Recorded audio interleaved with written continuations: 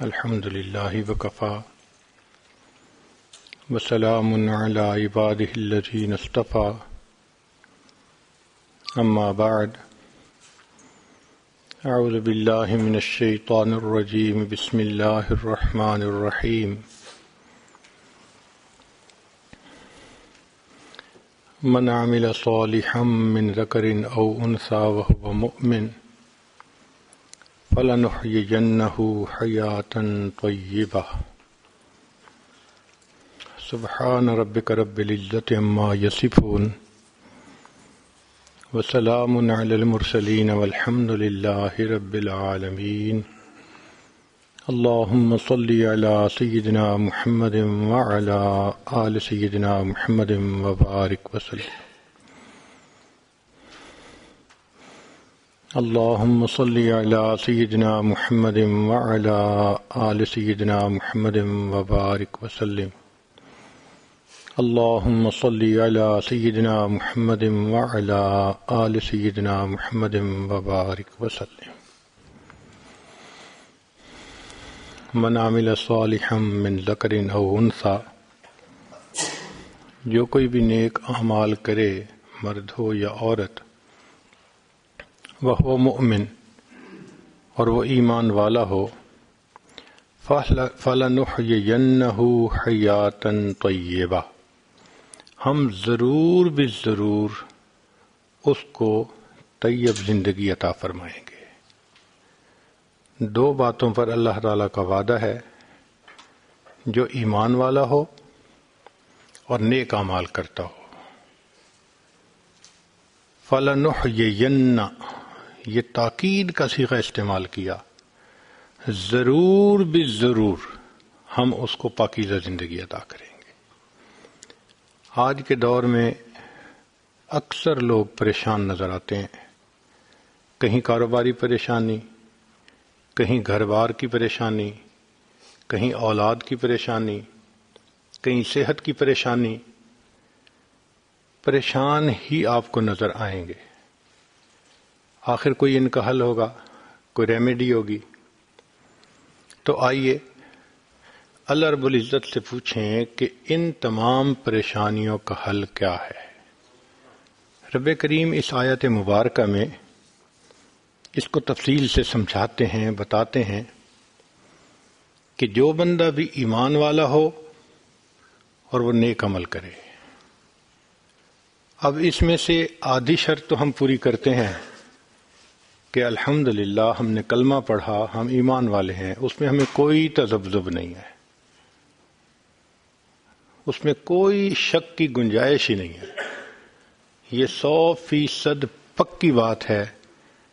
ہم اپنے رب کو اپنا مالک، خالق، پروردگار مانتے ہیں، اس پر ایمان رکھتے ہیں، شریعت پر ایمان رکھتے ہیں، اس میں کوئی شک کی گنجائش ہی نہیں۔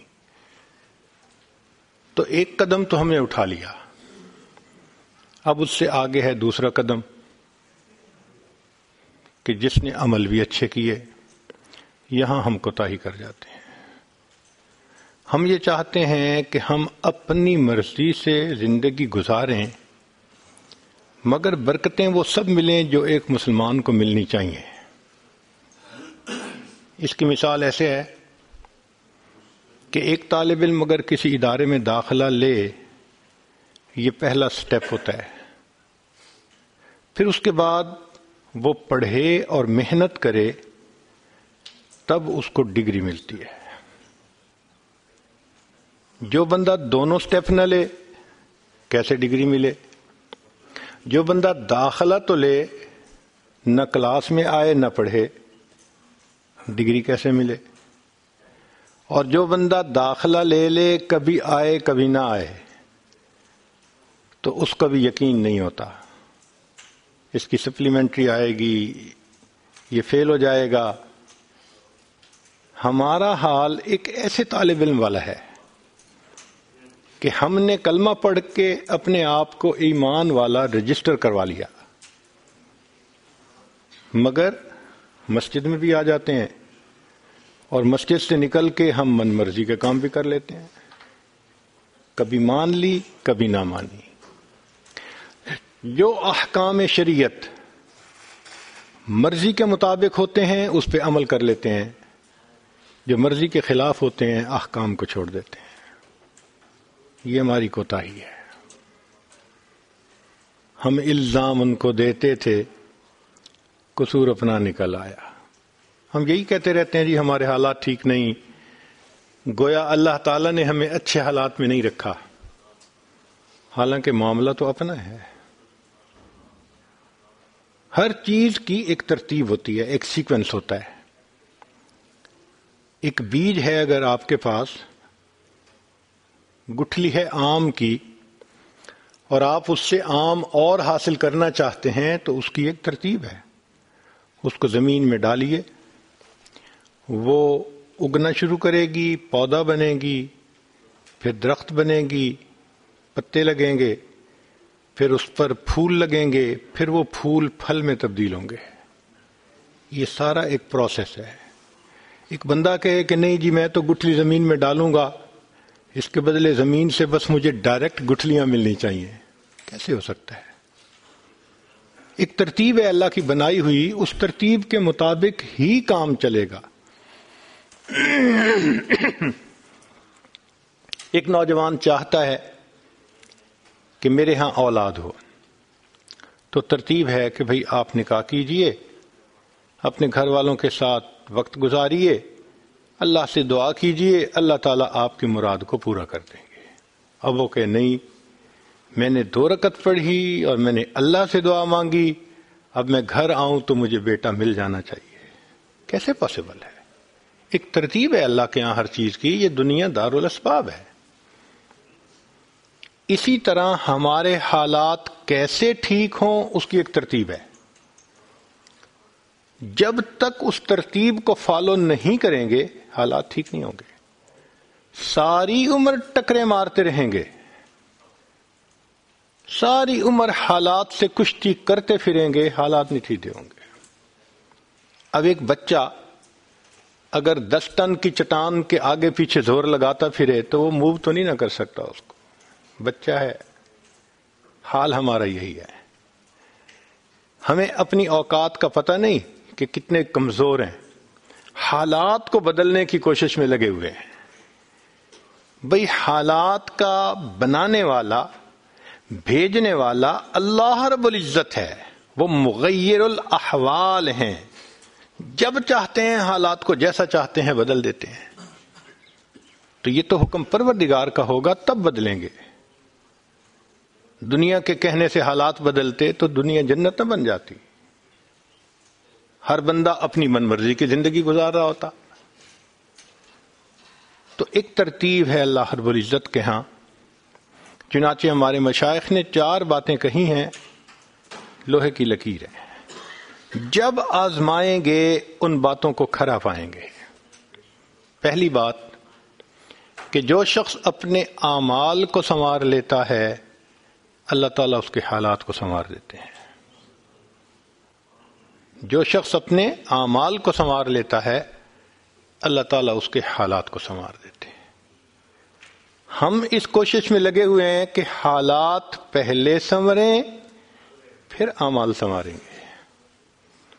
آپ بات کریں دوست سے، بھئی آپ مسجد میں نظر نہیں آتے، کچھ کاروباری حالات ٹھیک نہیں، ٹھیک ہو گئے تو میں مسجد میں آؤں گا. یعنی ہم چاہتے ہیں حالات پہلے ٹھیک ہوں، اعمال بعد میں ٹھیک ہوں گے. کیسے ترتیب الٹ سکتے ہیں ہم؟ چنانچہ جسے دیکھیے وہ اسی کوشش میں لگا ہوا ہے کہ پہلے حالات ٹھیک ہوں بعد میں اعمال ٹھیک کریں گے. تو ترتیب ہی الٹی ہم کرتے پھر رہے ہیں. اعمال کو جو شخص سنوار لیتا ہے اللہ تعالیٰ اس کے حالات کو سنوار دیتے ہیں. اعمال بگڑیں گے، حالات بگڑیں گے. جب کہا میں نے کہ یا اللہ تو میرا حال دیکھ، جب کہا میں نے کہ یا اللہ تو میرا حال دیکھ، حکم آیا میرے بندے نام اعمال دیکھ. ہم حالات کا تو شکوہ کرتے ہیں، اپنے عمل تو نہیں نہ دیکھتے. تو اعمال کو سنوارنے سے اللہ تعالی حالات کو سنوار دیتے ہیں. اس کی اگر مثال دیکھنی ہے تو تو قرآن مجید میں سورہ یوسف میں اللہ رب العزت نے اس بات کو پوری طرح کھولا. ایک لڑکا ہے، ماں باپ سے دور چلا گیا، قبیلے سے دور چلا گیا، ملک سے دور چلا گیا، پردیس میں. اتنی اکنامکلی اس کی لو کنڈیشن ہے کہ وہ ایک غلام کی حیثیت سے ہے.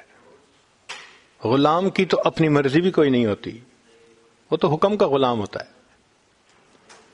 اب جس کے پاس نہ رشتہ داری ہو، نہ برادری ہو، نہ کوئی سپورٹ ہو، اور اکنامکلی اس کی یہ کنڈیشن ہو، اب اس بندے کی زندگی تو بڑی خراب ہوتی ہے. شریعت نے بتایا کہ نہیں، یہ وہ بچہ تھا جو بڑا ہوا. فلما بلغ اشدہ آتیناہ حکما وعلما. بڑے ہو کر اس نوجوان نے جو اپنے والد سے سیکھا تھا اس کو مضبوطی سے پکڑا، اس کے اوپر جمع رہا، نیکی تقوی کی زندگی گزاری. پھر حالات آئے، آزمائش آئی، مگر ان حالات میں اللہ نے ان کو کامیاب کیا. کامیاب ہونے کے بعد کیا ہوا کہ وہ زلیخا کا جو خاوند تھا اس کے دل میں ایک بات بیٹھ گئی کہ یہ امین شخص ہے، جو میری عزت کے بارے میں اتنا معاملہ کر سکتا ہے حفاظت کا، کہ میری بیوی گناہ کی طرف بلا رہی ہے بند کمروں میں، اور یہ آگے سے کہتا ہے کہ میں اللہ سے ڈرتا ہوں، قال معاذ اللہ. تو خاوند کو پتہ چل گیا تھا کہ قصور میری بیوی کا ہے، اور اس نے کہہ بھی دیا تھا کہ انک کنت من الخاطئین، تیرا قصور ہے، سب تیرا مسئلہ ہے. تو اس کے دل میں ایک بات بیٹھ گئی کہ یہ نوجوان امانت دار نوجوان ہے. پھر اس کے بعد زلیخا نے اس کو تھریٹ کیا کہ میں جیل بھجوا دوں گی. انہوں نے دعا مانگی کہ اے رب کریم، میرے لیے جیل میں جانا زیادہ بہتر ہے اس گناہ سے جو گناہ کی طرف یہ مجھے عورتیں بلاتی ہیں. رب السجن احب الی مما یدعوننی الیہ. جیل میں چلے گئے.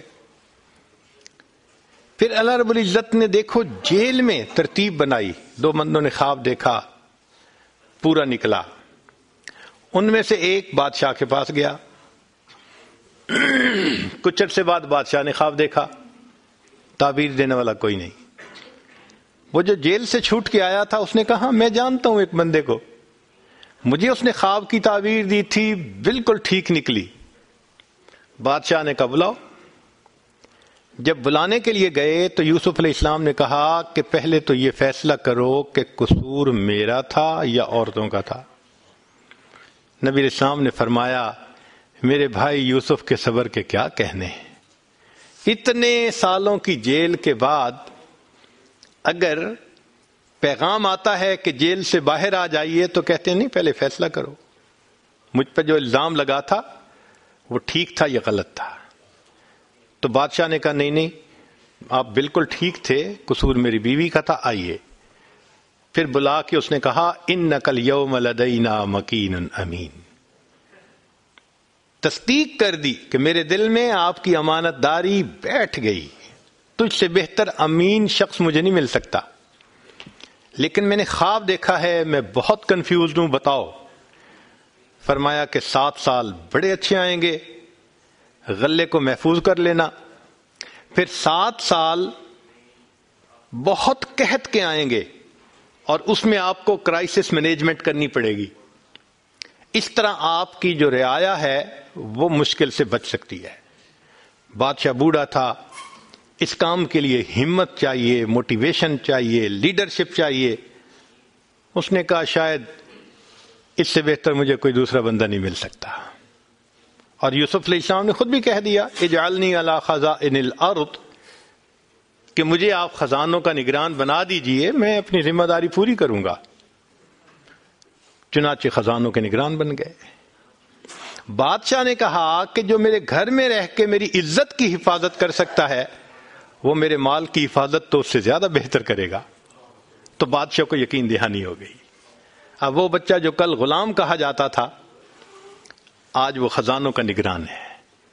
پھر سیدنا یوسف علیہ السلام نے اتنی اچھی ڈیسیژن میکنگ کی کہ ہر بندے نے دیکھا کہ واقعی بہت اچھے سلیقے سے کام ہو رہا ہے. رعایا بھی مطمئن ہو گئی. اب جب سارے مطمئن ہو گئے کہ بھائی واقعی یہ شخصیت اس قابل ہے کہ ان کے ہاتھ میں ہم اس سارے معاملے کو سپرد کر دیں، تو ان کو وقت کا بادشاہ بنا دیا گیا. اللہ تعالیٰ اس واقعے سے سمجھانا چاہتے ہیں کہ دیکھو تم حالات سدھرنے کے پیچھے بھاگتے پھر رہے ہو، تم اعمال سنورنے کے پیچھے بھاگو، حالات کو سنوارنا یہ ہمارے ذمہ ہے. ہم ایک بے سہارا پردیسی بچے کے حالات کو سنوار کر اسے فرش سے اٹھا کے عرش پہ بٹھا سکتے ہیں. لوگوں ہم تمہارے بھی حالات کو سنوار سکتے ہیں.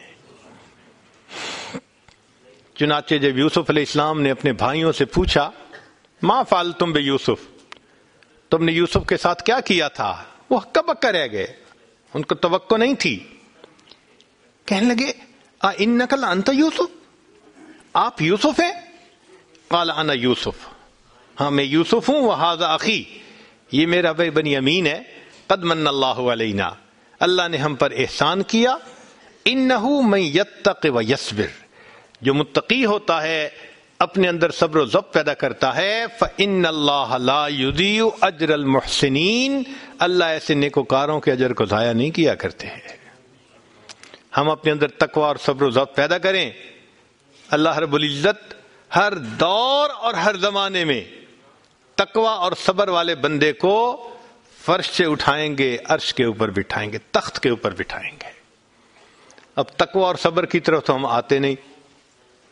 چاہتے ہیں زندگی تو رہے جیسے ہم گزار رہے ہیں، حالات سیدھے ہو جائیں. کیسے حالات سیدھے ہو سکتے ہیں؟ سمپل سی مثال ہے کہ بجلی سے ایک مشین چلتی ہے. اب ایک بندہ مشین کو روکنا چاہتا ہے، ایک ہی ترتیب ہے کہ پیچھے سے بٹن بند کرو. آپ بٹن بند نہیں کریں گے، ہاتھ سے مشین کو پکڑ کے روکنے کی کوشش کریں گے، ہاتھ کٹوا بیٹھیں گے. سارا دن زور آزمائی کریں گے، مشین کہاں رکے گی؟ تو عقل مند بندہ مشین کو پکڑ کے نہیں کھڑا ہوتا، وہ سوئچ کو بند کرتا ہے. حالات کا سوئچ اللہ رب العزت کے ہاتھ میں ہے. تو ادھر رجوع کرنے کی بجائے کہ اللہ حالات کو ٹھیک کر دیجئے، ہم حالات کی مشین کے ساتھ کشتی کر رہے ہیں. کون ہمیں عقل مند کہے؟ تو پہلی بات، جو شخص اپنے اعمال کو ٹھیک کر لیتا ہے اللہ رب العزت اس کے حالات کو ٹھیک کر دیتے ہیں.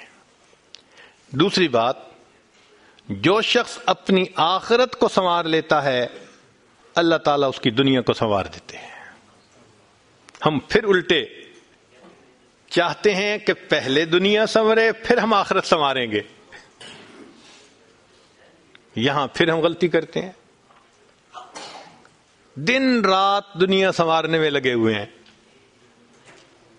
پزل بنی ہوئی ہے، ایک حصہ جوڑتے ہیں تو دوسرا ٹوٹتا ہے، وہ توڑتے ہیں تو پہلا ٹوٹتا ہے. ہر بندہ لگا ہوا ہے اسی کوشش میں. تو اللہ رب العزت کے ہاں ترتیب یہ ہے. اس کی مثال اگر دیکھنی ہو، صحابہ رضی اللہ عنہ کی مبارک زندگیوں کو دیکھیے. انہوں نے اپنی آخرت کو سنوارا، اللہ نے اس کے نتیجے میں ان کی دنیا کو سنوار دیا. بات کیا تھی کہ نہ کیسر و کسرا سے دبے، چند وہ لوگ کے اونٹوں کے چرانے والے، اور جن کو کافور پہ ہوتا تھا نمک کا دھوکا، بن گئے دنیا کی تقدیر بدلنے والے. انہوں نے اپنی آخرت کو سنوارا، اللہ نے دنیا سنواری. کیسے؟ اطمینان. اتنا اطمینان کہ یمن سے جوان عورت چلتی ہے اور مدینہ طیبہ پہنچتی ہے اور پورے راستے میں کوئی اس کی طرف آنکھ اٹھا کر دیکھنے والا نہیں ہوتا. اللہ نے مال و دولت کے اتنے ڈھیر عطا کیے تھے انس رضی اللہ عنہ کہتے ہیں کہ میں لکڑی کاٹنے والے کلہاڑے سے سونے کی اینٹوں کو توڑا کرتا تھا. اب لکڑی کے کلہاڑے سے جو سونا ٹوٹے گا وہ تولوں میں اور گراموں میں تو نہیں نہ ہو سکتا. اللہ نے اتنی دولت ان کے قدموں میں ڈال دی تھی. بچہ پیدا ہوتا تھا اس کا روزینہ متعین تھا. سیدنا عمر رضی اللہ عنہ نے ایک رات دیکھا ایک عورت چھوٹے سے بچے کو روٹی کا ٹکڑا کھلانے کی کوشش کر رہی ہے, بچہ رو رہا ہے. پوچھا کیوں کر رہی ہو؟ کہنے لگی کہ امیر المومنین نے قانون بنایا ہوا ہے کہ جب بچہ دودھ چھوڑے گا پھر ہم بیت المال سے روزینہ متعین کریں گے, تو میں کوشش کر رہی ہوں. عمر رضی اللہ عنہ آئے, بہت روئے. صحابہ کہتے ہیں کہ اس دن فجر کی نماز پڑھائی, قرات کے اندر اتنا گریا اور بکا تھا کہ ہمیں سمجھنا مشکل ہو رہا تھا, اتنا رو رہے تھے. ہم حیران تھے آج امیر المومنین کو کیا ہوا. نماز پڑھانے کے بعد ممبر پر بیٹھے, عمر کے اوپر اللہ رحم کرے اس نے کتنے بچوں کی جان لی ہوگی. مقصد یہ تھا کہ میں نے جو یہ قانون بنایا تو کتنی ماؤں نے معصوم بچوں کے دودھ چھڑوائے ہوں گے اور وہ دودھ سے محروم ہوں گے میری وجہ سے. پھر اعلان فرمایا کوئی ماں بچے کو دودھ جلدی مت چھڑوائے, جس دن بچہ پیدا ہوگا اسی دن بیت المال سے وظیفہ متعین کر دیا جائے گا. آج سے 1400 سال پہلے ہے. تو انہوں نے اپنی آخرت کو سنوارا, رب کریم نے اس کے بدلے ان کی دنیا کو سنوار دیا. قرآن مجید میں اللہ تعالیٰ فرماتے ہیں وَلَوْ أَنَّ أَهْلَ الْقُرَىٰ آمَنُوا وَاتَّقَوْا, اگر یہ بستی دیسوں والے ایمان لاتے, تقوی کو اختیار کرتے, لَفَتَحْنَا عَلَيْهِمْ بَرَكَاتٍ مِّنَ السَّمَاءِ, ہم ان کے لیے آسمان سے برکتوں کے دروازے کھول دیتے. تو ترتیب یہی ہے کہ جو آخرت کو سنوارتا ہے اس کوشش میں لگتا ہے, دنیا اس کا سایہ ہے. اللہ دنیا کو خود بخود سنوار دیتے ہیں, الگ سے محنت نہیں کرنی پڑتی. مثال کے طور پہ جو بندہ سچ بولتا ہے تجارت میں, اللہ تعالیٰ اس کی تجارت کو خود سنوار دیتے ہیں. قسم اٹھا کے یہ بات کہی جا سکتی ہے کہ سچ بولنے والا تاجر کبھی مفلس نہیں ہو سکتا.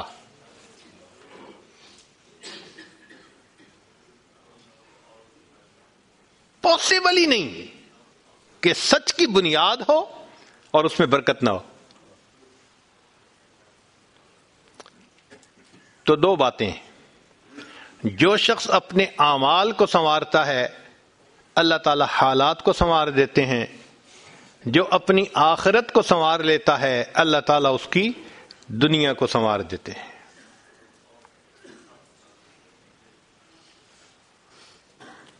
ہارون رشید اپنی کھڑکی میں سے نیچے دیکھ رہا ہے, مسجد کے دروازے پر امام ابو یوسف رحمۃ اللہ علیہ تشریف لا رہے ہیں اور ان کے پیچھے دو شاگرد ساتھ ساتھ جڑے ہوئے ہیں. دونوں چاہتے ہیں کہ میں جوتے اٹھاؤں, ہر ایک اس کوشش میں ہے.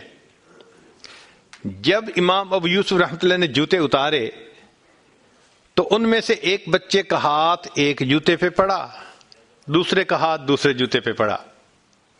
دونوں نے ایک ایک جوتا اٹھا لیا.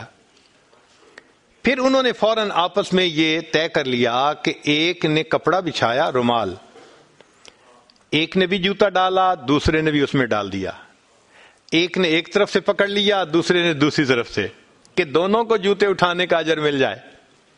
حضرت آگے جا رہے ہیں اور پیچھے دو طالب علم اس طرح جوتے لے کے جا رہے ہیں کہ رومال کے اندر جوتے ہیں, ایک نے بھی پکڑا ہوا ہے دوسرے میں بھی پکڑا ہوا ہے. ہارون رشید نے دیکھا تو ٹھنڈی سانس لی. بیوی نے پوچھا ہارون رشید کیا ہوا؟ کہنے لگا یوں تو دنیا ہمیں بادشاہ کہتی ہے, ہمارے جوتے اٹھانے کے لیے بھلا کون جھگڑتا ہے. یوں تو دنیا ہمیں بادشاہ کہتی ہے, ہمارے جوتے اٹھانے کے لیے بھلا کون جھگڑتا ہے. جو آخرت سنوارتا ہے اللہ ایسے دنیا سنوارتے ہیں کہ دنیا جوتے اٹھانے کے لیے جھگڑتی ہے آپس میں. سفیان ثوری رحمۃ اللہ علیہ کے پاس ایک شخص آیا، حضرت میری ایک تمنا پوری کر دیں۔ آپ کر سکتے ہیں۔ بھائی رونا تو بند کرو، آپ جو کہو گے میں کر دوں گا۔ حضرت میں آپ کو کپڑے نئے بنوا کے دیا کروں گا، آپ نہ نہیں کریں گے، ان کو لیں گے اور پہن کے پھر آپ درس حدیث لیا کریں گے۔ فرمایا بہت اچھا۔ کتابوں میں لکھا ہے کہ وہ شخص سفیان ثوری رحمت اللہ علیہ کو سال کے 365 لباس بنوا کے دیتا تھا، ڈیلی نیا لباس آتا تھا، پرانا اتار کے صدقہ کر دیتے تھے، نیا لباس پہن کے حدیث کا درس دیا کرتے تھے۔ کوئی نواب تو بتائیں ذرا جو سال کے 365 نئے سوٹ پہنتا ہو۔ ہے کوئی مالدار؟ بزنس والے ہوں گے، یہاں اچھی نوکریوں والے ہوں گے، کبھی کسی نے سال کے 365 نئے سوٹ بنوائے؟ یہ دنیا کی لائن پہ نعمت نہیں ملتی، یہ دین کی لائن پہ ملا کرتی ہے۔ تو فرمایا کہ جو اپنی آخرت کو سنوار لیتا ہے اللہ تعالیٰ اس کی دنیا کو سنوار دیتے ہیں۔ چنانچہ ایک سیاح ہندوستان آیا گھومنے پھرنے کے لیے، اجمیر شریف بھی گیا، وہاں اس نے حضرت خواجہ معین الدین چشتی اجمیری رحمۃ اللہ علیہ کے مزار پہ دیکھا مسلمان بھی آ رہے ہیں اور ہندو بھی آ رہے ہیں اور سکھ بھی آ رہے ہیں۔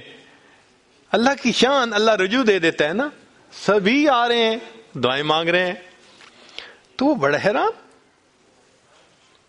کہ ہر کمیونٹی کے لوگ آ رہے ہیں، ہر مذہب کے لوگ آ رہے ہیں۔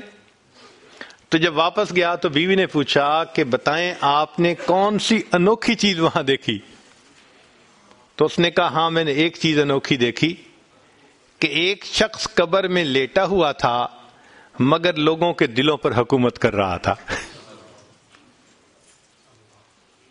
ایک شخص قبر میں لیٹا ہوا تھا مگر لوگوں کے دلوں پہ حکومت کر رہا تھا۔ اللہ تعالیٰ یوں دنیا سنوارتے ہیں۔ تو دو باتیں، جو شخص اپنی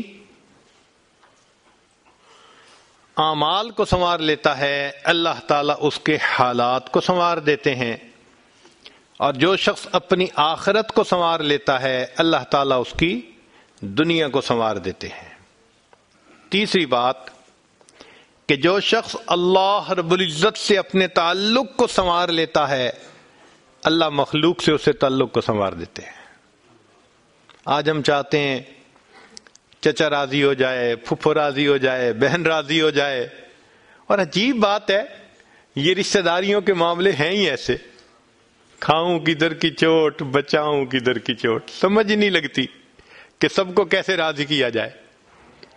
انسان حیران ہوتا ہے، اور جی ہم تو سب کے ساتھ اچھا کرتے ہیں مگر پتہ نہیں رشتہ دار ہم سے راضی نہیں ہوتے۔ اس کے پیچھے بھی راز ہے، کیوں کہ ہم نے اللہ سے اپنے تعلق کو تو سنوارا نہیں ہوتا، مخلوق سے تعلق کیسے سنورے گا؟ تو فرمایا کہ جو شخص اللہ رب العزت سے اپنے تعلق کو سنوار لیتا ہے اللہ تعالیٰ مخلوق کے ساتھ اس کے تعلق کو سنوار دیتے ہیں۔ اگر اس کی مثال دیکھنی ہے تو نبی علیہ الصلوۃ والسلام کی مبارک زندگی کو دیکھیے۔ ایک وہ وقت بھی تھا کہ جب اپنے رشتہ دار نبی علیہ الصلوۃ والسلام کو تکلیف پہنچاتے تھے، آپ بازار میں آگے آگے دعوت کا کام کرتے تھے اور پیچھے آپ کا چچا ابو لہب لوگوں کو کہتا تھا کہ یہ شخص غلط بیانی کر رہا ہے، تم اس کی بات مت ماننا، اپنے مخالفت کرتے تھے۔ ایک وہ وقت بھی تھا۔ پھر ایک وہ وقت آیا کہ جب اپنوں نے مکہ مکرمہ میں جینا تنگ کر دیا اور نبی علیہ الصلوۃ والسلام نے بیت اللہ کو دیکھ کر کہا بیت اللہ میں تجھے کبھی نہ چھوڑتا مگر مکہ کے رہنے والے مجھے یہاں بسنے نہیں دیتے۔ مبارک آنکھوں میں آنسو تھے اور اللہ کے حبیب جدا ہو رہے تھے۔ پھر کیا ہوا؟ 10 سال کے ہی عرصے میں حالات نے وہ پلٹا کھایا کہ جب آپ آ کر فاتح مکہ بن کر بیٹھے تو وہی قریش تھے جو قدموں میں آ کر پڑ گئے اور انہوں نے آپ کی غلامی اختیار کر لی۔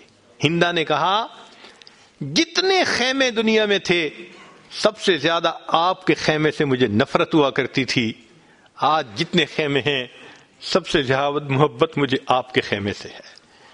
اللہ اکبر کبیرہ۔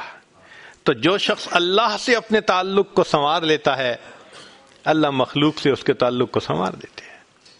فضیل بن عیاض رحمۃ اللہ علیہ فرماتے ہیں، مجھ سے جب بھی اللہ تعالیٰ کی نافرمانی ہوئی، مجھ سے جب بھی اللہ تعالیٰ کی نافرمانی ہوئی، میں نے اس نافرمانی کا اثر اپنے ماتحتوں کے اندر دیکھا۔ یہ ریفلیکشن ہوتی ہے۔ ہم اللہ کی نافرمانی کرتے ہیں، اللہ مزہ چکھا دیتے ہیں کہ اپنے جو ماتحت ہوتے ہیں ان کو نافرمان بنا دیتے ہیں۔ اچھا بھائی تم ذرا اس کو ایکسپیرینس کرو ذرا۔ وہ جی کیا کریں، بیوی سنتی ہی نہیں ہے، حضرت بس اولاد افلاطون بن گئی ہے، حضرت بچے نے ذلیل کر دیا ہے۔ کیوں شکوے ہوتے ہیں ہمیں کہ ہمارے ماتحت ہماری نہیں مانتے، جبکہ ہم اپنے آقا کی نہیں مان رہے ہوتے۔ فرماتے ہیں کہ جب بھی مجھ سے اللہ تعالیٰ کی نافرمانی ہوئی، میں نے آزما کے دیکھا، یا تو بیوی نے میری نافرمانی کی، یا میری اولاد نے میری نافرمانی کی، یا میرے نوکروں نے، غلاموں نے، انہوں نے میری نافرمانی کی، یا کم از کم میری سواری کے جانور نے میری نافرمانی کی۔ یہ ہے عدل کا بدلہ۔ اپنے آقا کی نافرمانی کریں گے، اللہ تعالیٰ ماتحتوں کو نافرمان بنا کر دکھائیں گے۔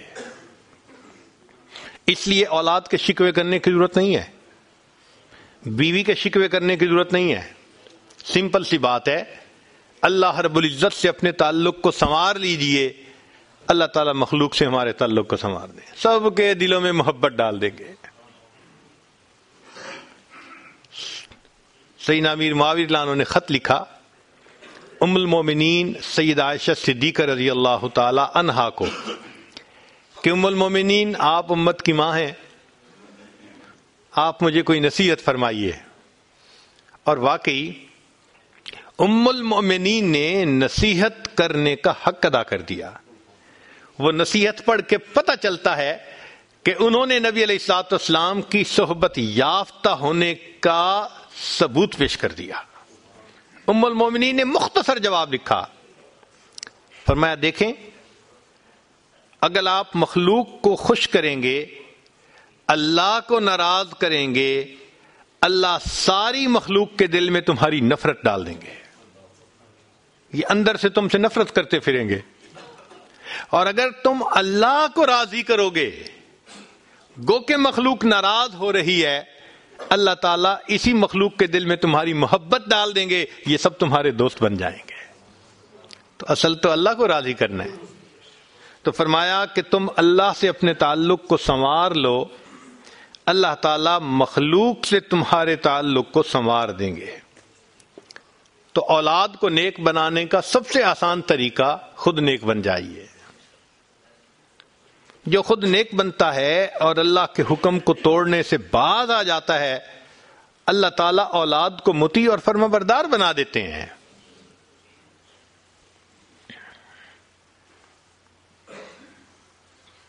تو اب تک 3 باتیں،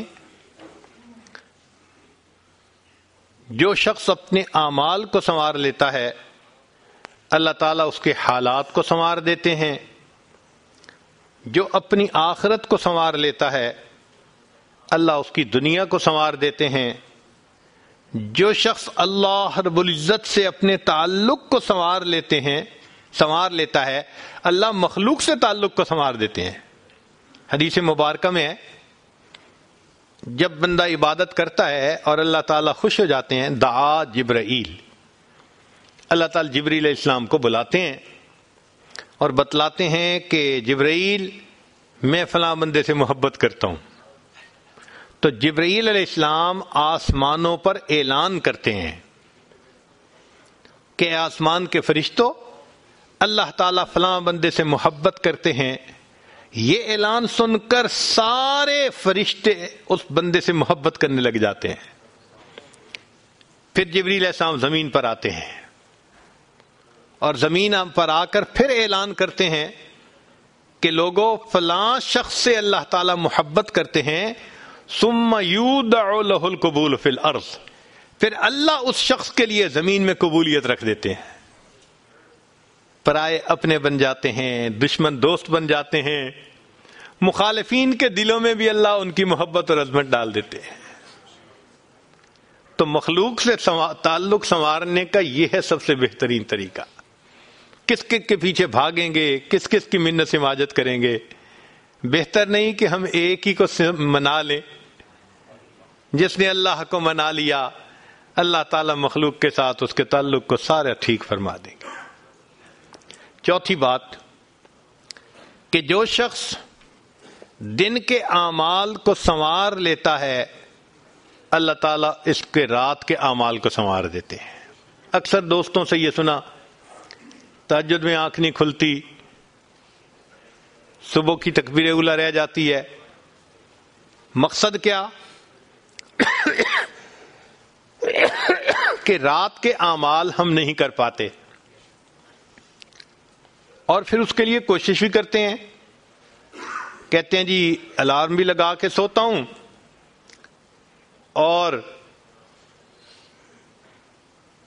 دوست کو بھی کہا ہوا ہے مجھے کال کر دے، دوست بھی کالیں کرتا رہتا ہے، الارم بھی بجتا رہتا ہے، میں سوتا رہتا ہوں۔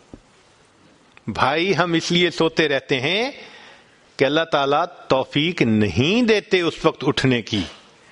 ذرا راز سنیے، حدیث مبارکہ ہے کہ جب رات کا وقت آتا ہے تو اللہ رب العزت فرشتوں کو بلاتے ہیں، اے میرے فرشتوں، یہ میرے پیاروں کا، میرے یاروں کا، میرے فرما برداروں کے اٹھنے کا وقت ہے، اور میں کوئی ڈسٹربنس پسند نہیں کرتا، لہذا فلاں فلاں فلاں یہ میرے نافرمان ہیں، میں ان کی شکل اس موقع پہ دیکھنا پسند نہیں کرتا، جاؤ اور ان کو تھپکی دے کے سلا دو۔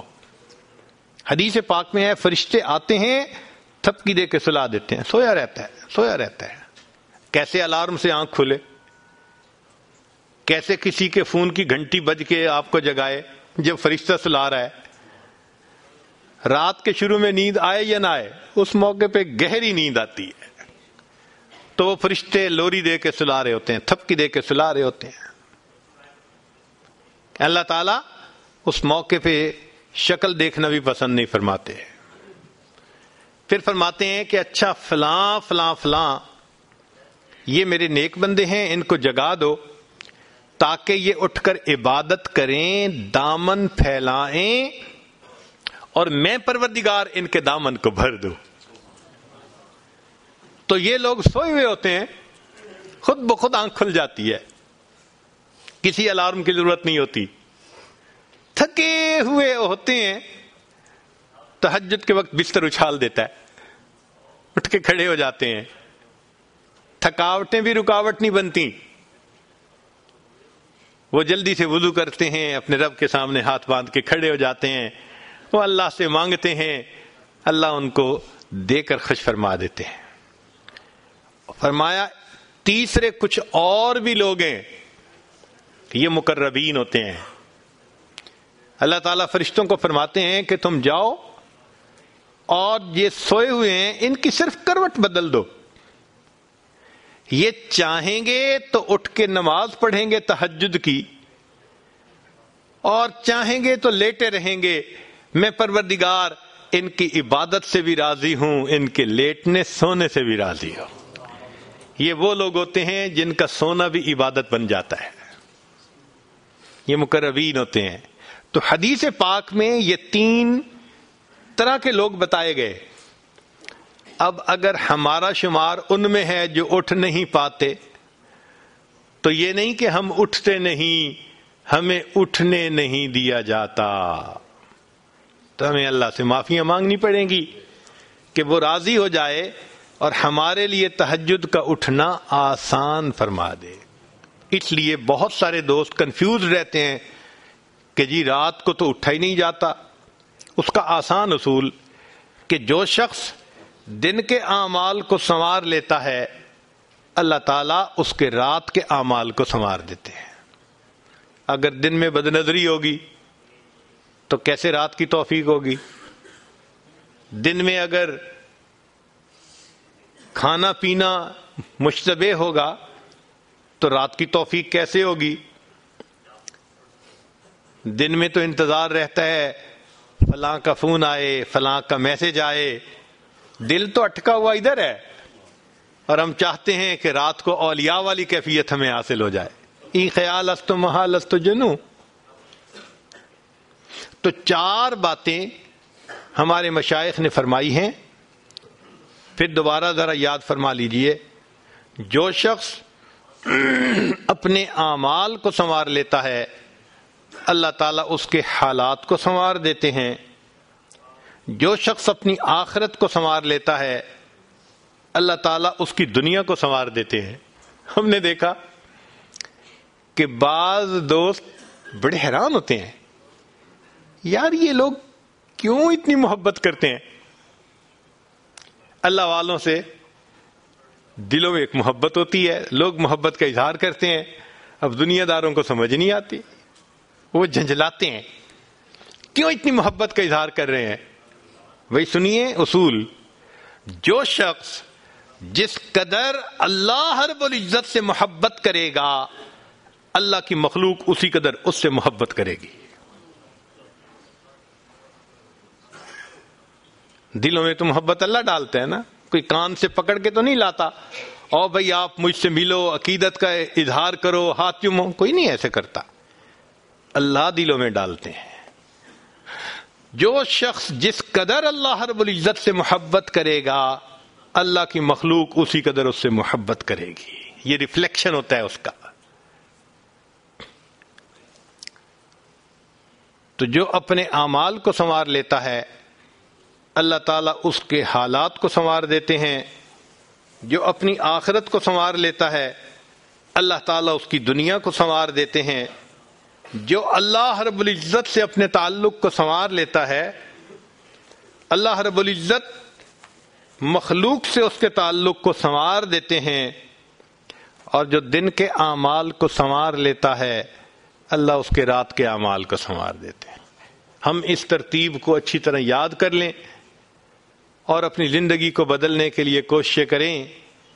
اللہ رب العزت ہمارے لیے نیکوکاری پرہیزگاری کی زندگی گزارنا آسان فرما دے۔